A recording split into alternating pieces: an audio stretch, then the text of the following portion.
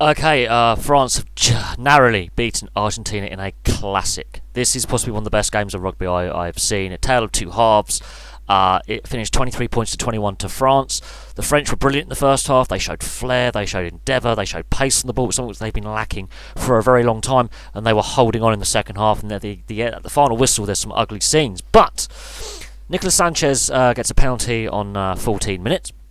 At which point, France come alive. They're sparked into life. It's been a scrappy opening 14, 15 minutes. There's a lot of misplaced passes, lots of knock-ons, scrums. Argentina have the advantage in the scrum. They're dominating up front in the set play. And then Gaël Fickou scores a try that is created by French flair.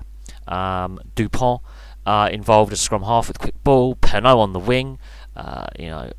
Medard coming in from fullback with a brilliant miss pass, and Fickou finishes off a French flair try. Something that has been missing for so long with France is flair and spontaneity. Something that makes French rugby amazing to watch at international level has been missing for so long, and suddenly they've just scored one of the best backline off-the-cuff flair tries we'll see. Followed up by Dupont scoring a try, again created by Penaud on the wing. Again more flair and offloads and quick passing and just vision and freedom. And those two tries were brilliantly worked. There wasn't really a structured play to it. It was just support the ball carrier, run with flair and pace and power, and it just brilliant France for a spell of 5 minutes. Ntamack converts both tries. He also gets 2 penalties before half-time, including one on the stroke of half-time. It's 20 points to 3. France are in a commanding position.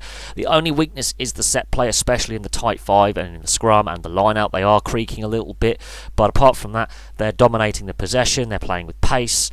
They're playing with intensity, flair. Penalty count is a concern. Half-time comes. Second half, Petty's try on 42 minutes is just brute power up front.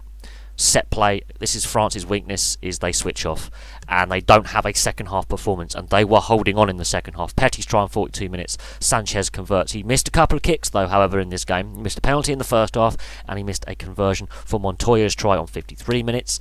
That has proved the difference. Honestly, Sanchez missing 2 kicks has actually proved the difference, but De Paletta comes on in replace of Sanchez. He strikes 2 very good penalties, and on 68 minutes it's tense.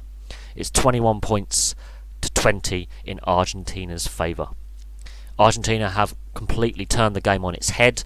They're now the ones playing with flair and power and accuracy. The French penalty count has gone through the roof at this point.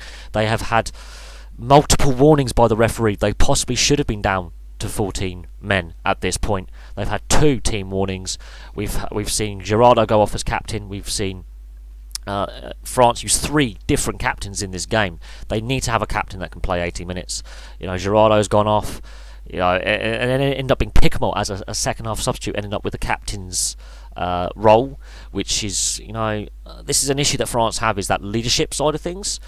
The Lopez drop goal. Now, Lopez is much criticised for his overly conservative play and not having a lot of flair in there. He gets a drop goal. It's a scruffy drop goal. He doesn't kick it particularly well. It squirms over. Ntamack misses a penalty. Boffelli misses a long-range penalty. France have been told on 80 minutes they can't kick the ball dead from the dropout. They have to kick the ball into play and continue the next phase of play. Argentina turn the ball over. Obviously, France win the game 23 points to 21 and stop a record comeback from the Argentine side for a 20 point to 3 deficit. That would have been a record comeback in a Rugby World Cup match for any team, let alone the Pumas. Then the ugly scenes start. Now, it was a classic game. It was a scrappy game at times, but my God, this was entertaining. Both teams can take a lot and learn a lot. France, first half, brilliant. Argentina, second half, brilliant. Decision making at key points for both sides. France are still struggling to put an 80-minute performance together. Their second half, they were utterly hopeless. They completely imploded. The penalty count is a massive concern.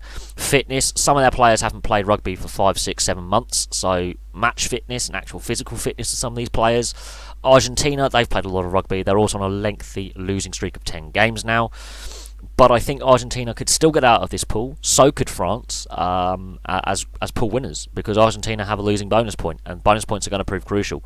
France did not get a try bonus point. So again, this is proving crucial that so far the only real thing we can learn from this is a pool of death. a big team is going out. And if France play like they played in this game, they will possibly win and lose some. And the way they play that second half, they were hopeless. Their discipline was just not good enough, and so many mistakes from set plays. They had lineouts and scrums where they just coughed. They lost a scrum against their head. That just does not happen at international level on a regular, frequent basis for a tier 1 nation. Their scrum was being dismantled by an Argentinian team that hasn't played well for a year, hasn't won a game for a year. But this was a cracker. It sets us up for the Springboks versus the All Blacks in about half an hour's time as I'm recording this video. So the Springboks and the All Blacks, which could be a preview for the World Cup final, should results go the way of both teams.